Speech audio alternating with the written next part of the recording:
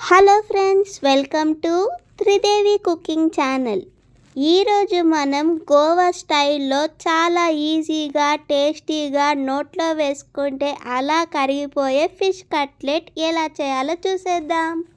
మీకు కనుక boneless fish pieces అవైలబిలిటీలో ఉంటే కంపల్సరీగా బోన్లెస్ ఫిష్ పీసెస్నే తీసుకోండి. నాకు దొరకలేదు కాబట్టి నేను బోన్స్ ఉన్న ఫిష్నే తీసుకున్నానండి.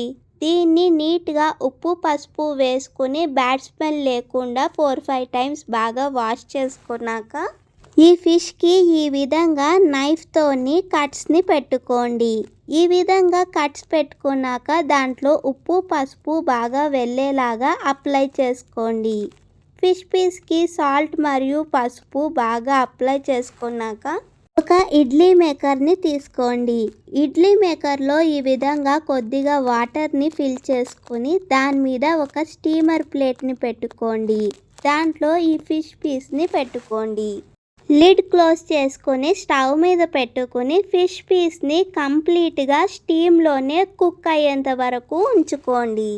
ఇప్పుడు కంప్లీట్గా స్టీమ్లో కుక్ అయిన ఫిష్ పీస్ని తీసుకుని ఫిష్ పీస్ కంప్లీట్గా కూల్ చేసుకుని దాని మీద ఉన్న స్కిన్ని ఫిష్లో ఉన్న బోన్స్ అన్నిటినీ కూడా నీట్గా రిమూవ్ చేసుకోవాలండి. అందరికీ ఫిష్లో ఉన్న బోన్స్ని అదే అండి ముళ్ళులను తీసుకోవడం రాదు. కాబట్టి మీరు బోన్లెస్ ఫిష్ పీసెస్ని తీసుకుంటే వాటిని ఓన్లీ స్టీమ్లో కుక్ చేసుకుంటే సరిపోతుందండి. ఒక బౌల్ తీసుకొని దాంట్లోకి 2 మీడియం సైజ్ ఆనియన్స్ని లేదంటే ఒక పెద్ద సైజ్ ఆనియన్ని చాపర్లో వేసుకుని చాలా సన్న ముక్కలుగా చాప్ చేసుకుని వేసుకోండి. 5 to 6 గ్రీన్ చిల్లీస్ని చిన్న ముక్కలుగా చాప్ చేసుకుని వేసుకోండి. ఒక చిన్న కప్ అంతా కొత్తిమీరను బాగా చాప్ చేసుకుని వేసుకోండి. రుచికి సరిపడినంత సాల్ట్ని వేసుకోండి. 1 టీ స్పూన్ పసుపును వేసుకోండి. 1 టీ స్పూన్ వేయించిన ధనియా పొడిని వేసుకోండి.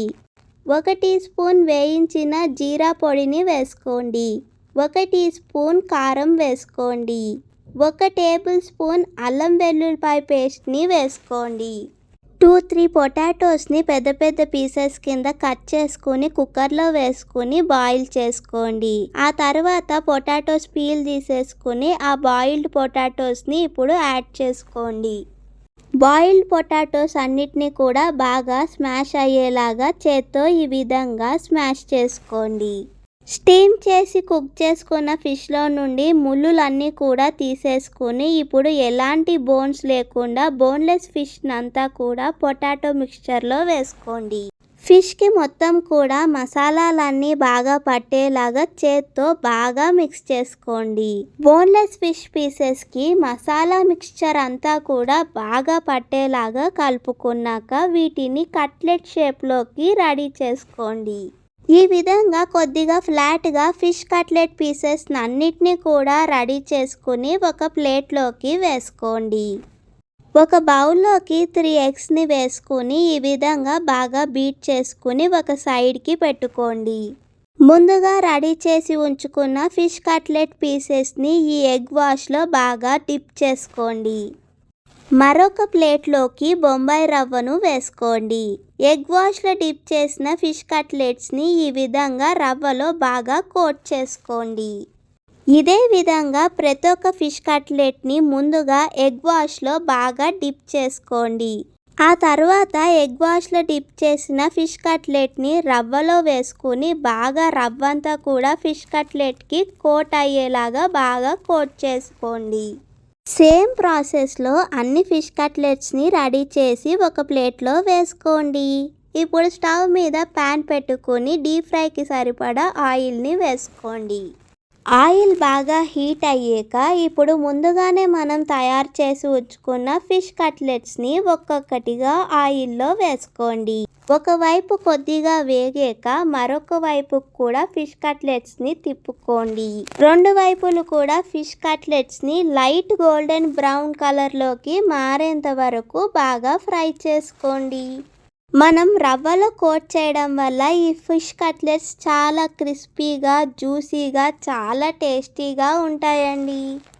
ఈ విధంగా 2 వైపులు కూడా ఫిష్ కట్లెట్స్ బాగా వేగాక వీటిని ఒక ప్లేట్లోకి వేసుకోండి.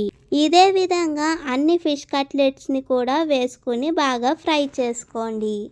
మీరు క్రిస్పీగా కాకుండా సాఫ్ట్గా కావాలనుకుంటే ఫిష్ కట్లెట్స్ని ఓన్లీ ఎగ్ వాష్లో డిప్ చేసి కూడా వేసుకోవచ్చండి. చూసారా, ఈ విధంగా ఓన్లీ ఎగ్ వాష్లో మాత్రమే డిప్ చేసుకుని కూడా ఫిష్ కట్లెట్స్ని ఫ్రై చేసుకోవచ్చండి. కాకపోతే ఈ ఫిష్ కట్లెట్స్ సాఫ్ట్గా ఉంటాయి. రవ్వలో కనుక కోట్ చేసుకుని వేసుకుంటే అవి క్రిస్పీగా ఉంటాయి. అంతే డిఫరెన్స్ అండి. ఈ విధంగా ఎగ్ వాష్లో డిప్ చేసుకున్న ఫిష్ కట్లెట్స్ని కూడా బాగా 2 వైపులు బాగా ఫ్రై అయ్యేంత వరకు వేగనివ్వండి. ఈ విధంగా బాగా ఫ్రై అయ్యాక వీటిని కూడా ఒక ప్లేట్లోకి వేసుకోండి. ఫిష్ తినాలంటే ఇష్టపడని వారు కూడా ఖచ్చితంగా ఈ ఫిష్ కట్లెట్ని చాలా ఇష్టంగా ఎంజాయ్ చేస్తూ తింటారండి. స్టార్టర్ కింద స్పెషల్ అకేషన్స్ అప్పుడు ఖచ్చితంగా ఈ రెసిపీని ఒకసారి ట్రై చేసి చూడండి. మీకు ఈ రెసిపీ కనుక నచ్చితే లైక్ చేయండి, షేర్ చేయండి. ఇలాంటి మరెన్నో రెసిపీస్ని చూడడానికి త్రిదేవి కుకింగ్ ఛానల్ని సబ్స్క్రైబ్ చేసుకోండి.